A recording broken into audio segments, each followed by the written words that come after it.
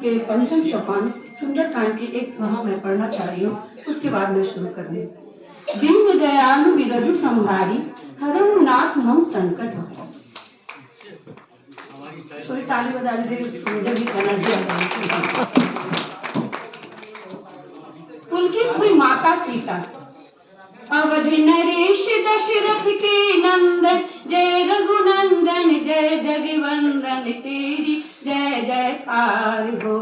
महल नगर चहुदिशा थी खुशहाली, खेत खलिहानों पर भी लहलाई थी हरियाली। वक्त न होता कभी किसी का, अरे वक्त ही देता साथ सभी का। ये लीला है कैसी न्यारी, विधना के हे विधाता तेरी। काली गति की काली साया, व्याहा है तेरी विक्षोभ की माया। अवध के उत्तराधिकारी ज्येष्ठ पुत्र राम को बनाने का लिया जब निर्णय, राजा दशरथ ने खुशियां छाई महल के कोने कोने।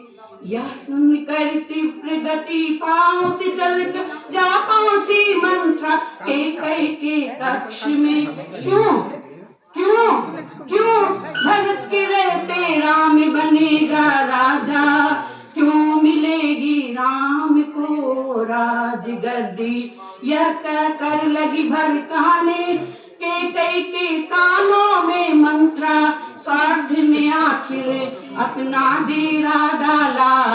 भर का मन डोला तन डोला, दिल हो गया कैकेयी का चिथरा चिथरा।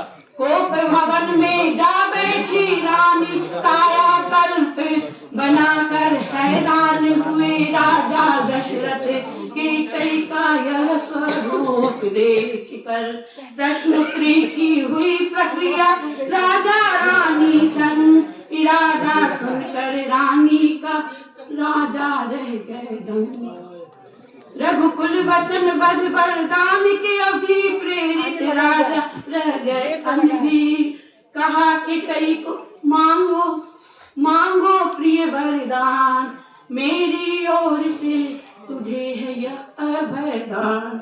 रानी ने मांगा पहला वरदान, मिले राजगद्दी मेरे पुत्र भरत को। कठोर वन दूसरा वरदान मांगा, मिले 14 वर्ष का वनवास राम को। सभी रानी कैकेयी का दूसरा वरदान को सुन मूर्छित हो गए राजा, गिरे दशरथ धरातल पर। सूर्यवंशी राजा क्षत्रिय होकर भी हो गए निराकार। जहाँ हुआ करती थी खुशियों की बौछार, वहाँ बहने लगी लोगों की नैनों से अश्रुधार। शोकाकुल अब हो गई अवध की नगरी, शोकाकुल अब हो गई अवध की नगरी। छाया सन्नाटा महलों में, स्तब्ध हुए नर नारी। पिता वचन का पालन कर वनगमन को निकल पड़े प्रभु राम सिया लखन के संग। कंकर पत्थर के टुकड़े राह में समाहित हो रहे इनके अंग। कड़ी धूप की कड़ी छाया, ये कैसी थी प्रकृति की मोह माया। राह पर चल सोच रही माता सीता, चलना है अब और कितनी दूर। पड़ गए छाले पाँव में फिर भी थमने से है मजबूर। उष्ण कटिबंध का सहन करती हुई मन से कहती, कहाँ बनेगी कुटिया हमारी, कैसे निभेगी दुनियादारी।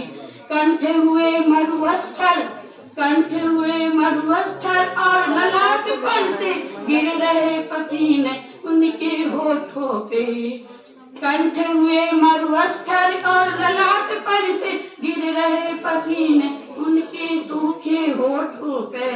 देख लखन जल को भरने गए तरंगिणी तट पर। अंतर्यामी प्रभु ने देखा सिया के पिरा को परखा। देख चबूतरा बैठे सिया को कहा प्रभु राम ने। स्वयं घुटने के बल बैठ सिया के पांव को उठाया अपने हाथों में।